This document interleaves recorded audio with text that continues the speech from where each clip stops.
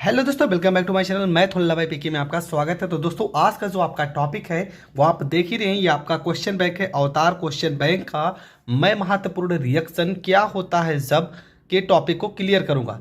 ये UP board परीक्षा 2024 का क्वेश्चन बैंक है और मैं आज आपको एल्कोहल, फिनॉल और ईथर, ठीक है, इस क्वेश्चन के, इस लेसन के सारे जितने भी कैसे प्राप्त करोगे की क्वेश्चन है, ठीक है, उन सारे क्वेश्चनों को मैं क्लियर करूंगा। जैसे कि आप देख ही रहे हैं, ये आपका लेसन है एल्कोहल, फिनॉल तथा ईथर। एल्कोहल, फिनॉल और ईथर से रिलेटेड जितने भी रिएक्शन है, ठीक है, यहाँ पर मैं आपको रिएक्शन दिखा भी दे रहा हूँ। अगर आपके पास क्वेश्चन बैंक होगा तो ये सारे के सारे प्रश्न आपको इसी क्वेश्चन बैंक में मिल जाएंगे। और इससे रिलेटेड मैंने जितने भी लॉन्ग क्वेश्चन है वो पहले ही बता दिया है। और शॉर्ट क्वेश्चन मतलब क्या होता है जब, देखो यहाँ पर है ये आपके प्रश्न क्या होता है जब कि लगभग 30 प्रश्न है। मैं एक एक करके सारे टॉपिक को क्लियर करूंगा। आप पूरी वीडियो ज़रूर देखना, आपको हर एक टॉपिक बहुत अच्छे से समझ में आने वाला है। तो ज़्यादा टाइम ना बर्बाद करते हुए बढ़ते हैं अपने क्वेश्चन की ओर। आपका पहला रिएक्शन है, लिखा है प्रश्न में कि आइसोप्रोपिल अल्कोहल की वाष्प को 300 डिग्री सेल्सियस पर गर्म कापर पर प्रवाहित करते हैं। ये आपका रिएक्शन लिखा है आइसोप्रोपिल अल्कोहल। तो सबसे पहले आपको आइसोप्रोपिल अल्कोहल का फार्मूला पता होना चाहिए। देखो होता क्या है, आपका आइसोप्रोपिल का फार्मूला हो जाएगा आपका, देखो इस तरह से हम लिख लेते हैं। यहाँ पर आपका हो जाएगा CH3, यहाँ पे आपका हो जाएगा CH3 और यहाँ पर आपका हो जाएगा CH, यहाँ पे आपका OH, ठीक है। ये आपका हो जाएगा आइसोप्रोपिल का फार्मूला। होता क्या है, देखो अगर लिखना चाहो तो आप इस तरह से लिख सकते हो C3H7OH। ये आइसोप्रोपिल का फार्मूला होता है। इसको हमें करना क्या है, इसे हमें गर्म करना है, ठीक है। इसे हमें कॉपर की उपस्थिति में 300 डिग्री सेल्सियस में गर्म करना है। और ये जो रिएक्शन होगा इसका हम कराएंगे रिएक्शन नवजात ऑक्सीजन की उपस्थिति में। अब होगा क्या, देखो बनता है आपका एसीटोन। एसीटोन का फार्मूला होता है CH3 सिंगल बॉन्ड, यहाँ पर हो जाएगा CH3 और यहाँ पर आपका हो जाएगा O हो जाएगा। इसको आप कैसे लिख सकते हो, आप इसको ऐसे भी लिख सकते हो COCH3COCH3। देखो यहाँ पर CH3 है, यहाँ पर CH3 है, यहाँ पे भी CH3, यहाँ पर भी CH3, यहाँ पे C है और एक O है। यहाँ पर कितने H बचे हैं, 2 H और एक O। तो प्लस में आप H2O को अलग कर सकते हो। ये आपका क्या बन गया, तो ये आपका बन गया है एसीटोन। आप नाम ज़रूर लिख लेना, जितना बार आप नाम लिखेंगे उतने अच्छे से आपको रिएक्शन तैयार होता जाएगा। तो इस चीज़ को हम इस तरह से भी लिख सकते हैं और एसीटोन को हम इस तरह से भी लिख सकते हैं। मैंने बनाने की विधि इसका पहले ही वीडियो डाला है, अगर आपने नहीं देखा है तो प्लेलिस्ट में जाकर देख सकते हैं। अगला आपका प्रश्न है, लिखा है फिनाल को ठंडे तथा HNO3 के साथ क्रिया कराते हैं। हमें लेना है फिनॉल। देखो फिनॉल का फार्मूला होता है C6H5OH। अगर हम इसको स्ट्रक्चर के माध्यम से लिखेंगे तो इसको हम इस तरह से लिख सकते हैं, यहाँ पे और यहाँ पर हम लगा देंगे OH। इसकी क्रिया किससे कराएंगे, HNO3 से। यहाँ पर लिखेंगे HNO, यहाँ पर 3, तनु HNO3 से क्रिया कराते हैं। बनेगा क्या समझते हैं। देखो यहाँ पे आपको स्ट्रक्चर बना लेना है पहले एकदम सेम फिनॉल की तरीके। यहाँ पे क्या लिखा है O, यहाँ पर H। अब देखेंगे यहाँ पे NO3, एक NO3 इसके साथ में जुड़ जाएगा NO2, ठीक है, और एक अणु इसका और बनेगा, सेम ऐसे लिख देंगे। यहाँ पर OH है तो OH और NO2 यहाँ पर जुड़ जाएगा, ठीक है। अब आप ये मत सोचना कि यहाँ पर इसके 2 स्ट्रक्चर बन गए। देखो कुछ भाग आपका ये बनेगा, इसका नाम है आर्थो, ठीक है, इसका नाम हो जाएगा आर्थो नाइट्रोफिनॉल। आर्थो नाइट्रोफिनॉल इसका नाम हो जाएगा। और कुछ भाग आपका ये बनेगा, इसका नाम हो जाएगा पैरा नाइट्रोफिनॉल।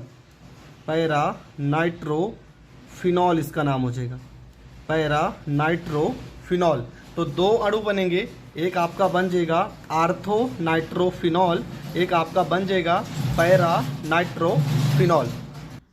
तो ये इसके रिएक्शन हो जाएंगे कि जब भी तनु HNO3 से क्रिया कराएंगे तो आपके दो भाग बनेंगे, एक आपका आर्थो नाइट्रोफिनॉल और दूसरा आपका बन जाएगा पैरा नाइट्रोफिनॉल। अब यहाँ पर कुछ चीज़ें आपको सोच रहे होंगे कि संतुलित नहीं हुआ। देखो यहाँ पर क्या हुआ, यहाँ पे O कितने थे 3, यहाँ पर 2 लगे तो एक O बचा है और एक H यहाँ पे। यहाँ पर अगर कोई भी जुड़ रहा है आके तत्व तो यहाँ का भी तो H गायब होगा, यहाँ H और यहाँ पे H और यहाँ पे ऑक्सीजन, तो क्या हो जाएगा, जल आपका अलग हो जाएगा। तो माइनस में H2 या तो यहाँ पर आप प्लस H2 लिख सकते हो। आपको रिएक्शन में यहाँ तक मेन था तो हमने यहाँ तक लिख दिया। हाँ, समीकरण को मैं संतुलित करना भी बता दूंगा, जहाँ पर समीकरण संतुलित नहीं होगा वो सारी चीज़ें मैं इस वीडियो में डिस्कस करूंगा।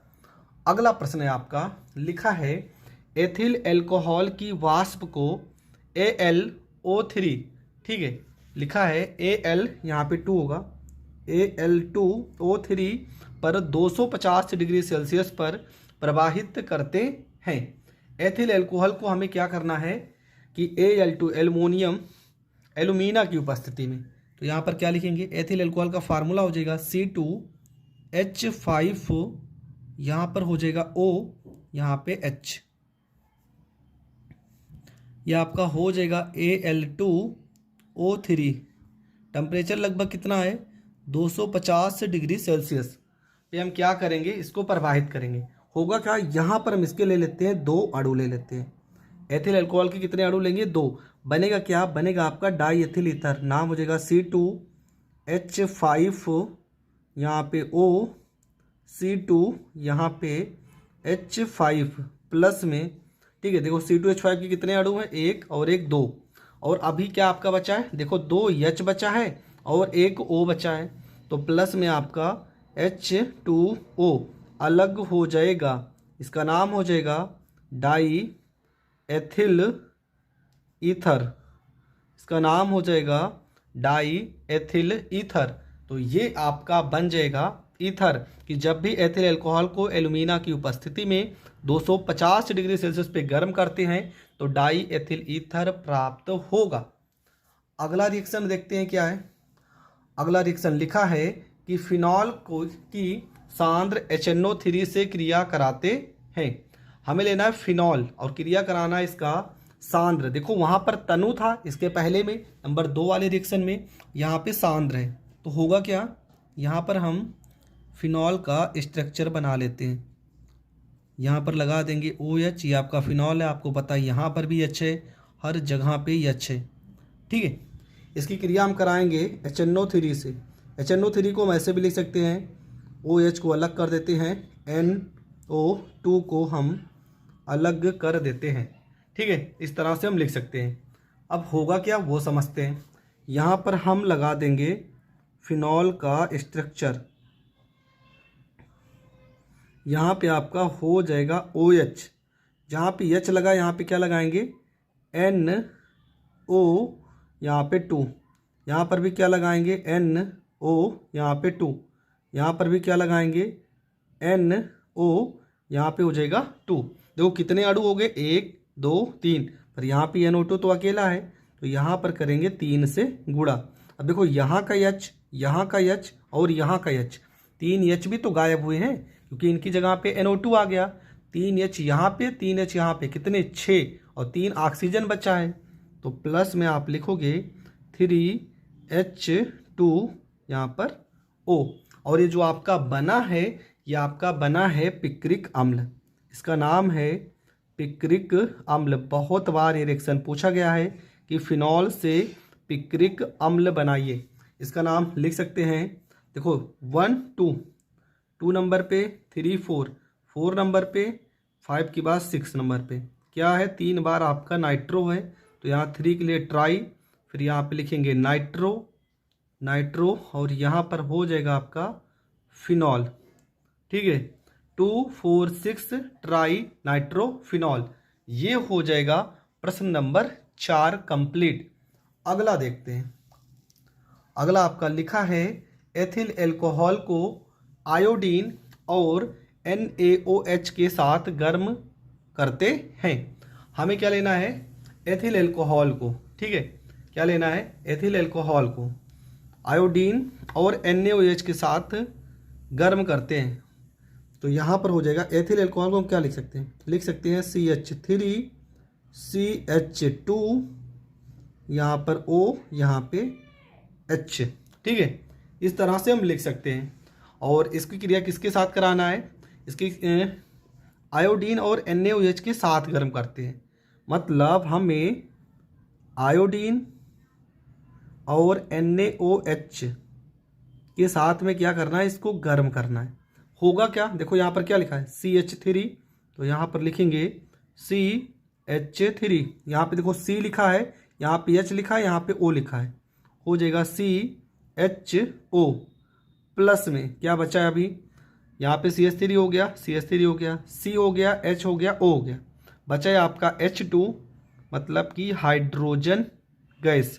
ये आपका अलग हो जाएगा, बनेगा क्या? आपका बनेगा एस्टेल्डिहाइड। तो इसको लिखेंगे एस्टेल्डिहाइड, ये आपका बन जाएगा एस्टेल्डिहाइड। तो जब भी हम एथिल एल्कोहल को आयोडीन और NaOH के साथ गर्म करते हैं तब आपका एस्टेल्डिहाइड के साथ साथ हाइड्रोजन गैस मुक्त होगा। आई होप आपको ये रिएक्शन भी बहुत अच्छे से समझ में आ गया।